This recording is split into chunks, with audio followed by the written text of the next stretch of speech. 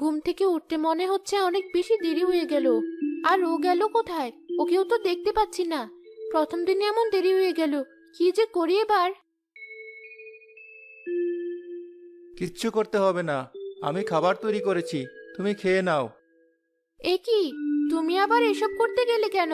আমাকে একটু ডাকতে পারতি। আমার অভ্যাস আছে, তুমি ওসব নিয়ে ভেবো না।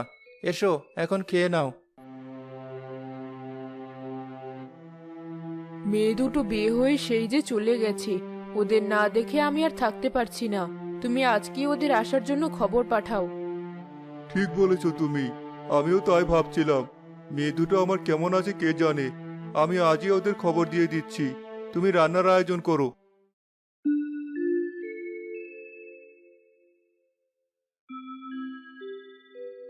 আমার বাবা খবর পাঠিয়েছেন যেতে, তুমি যাবে না আমার সাথে? আমাকে কি তোমার ভিখারি মনে হয় যে তোমার বাড়িতে যাব? তোমার বাপের বাড়ি, তুমি যাও। তোমার কি কোনো আক্কেল নেই?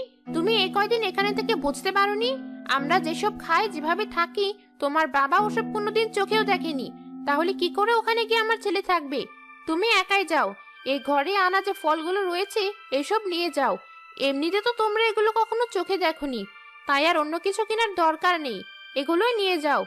আর শোনো, কালকেই কিন্তু চলে আসবে, এসে ঘরের সব কাজ করবে।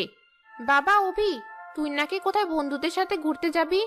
যাওয়ার আগে তোর বাবার সাথে দেখা করে যাস, তোর জন্য টাকা রেখেছি। কোথায় ছিলে তুমি? সে কখন থেকে তৈরি হয়ে বসে আছি, এদিকে তোমার কোনো খবর নেই। আরে, প্রথমবার শ্বশুর বাড়িতে যাব, তাই একটু বাজার করতে হবে না, তাই একটু দেরি হলো। চলো এবার। এত জিনিস, ফল, মিষ্টি, মাছ, মুরগি, তুমি এত জিনিস কেন কিনতে গেলে? এখন কিন্তু তুমি কথা বলে দেরি করছো, তাড়াতাড়ি চলো দেখি। ওই তো আমার মেয়েরা চলে এসেছে। এ কি রিমা, জামাই কোথায়? আসলেও জমিদারের ছেলে, বোঝই তো কত কাজে ব্যস্ত থাকে। আজ আবার শহরে একটি গুরুত্বপূর্ণ কাজে গেছি, তাই আসতে পারিনি। পরে আসবে। এই নাও, এই ফলগুলো রাখো। মা, এগুলোও নিয়ে যাও। তোমরা ঘরে এসো।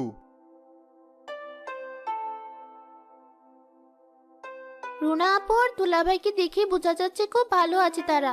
এতিম বলে আমি তাকে বিয়ে করলাম না, অথচ সে কত কিছু নিয়ে এসেছে। আর আমার স্বামী তো আমার সাথেই এলো না। যাক, এসব ওদের বুঝতে দেওয়া যাবে না।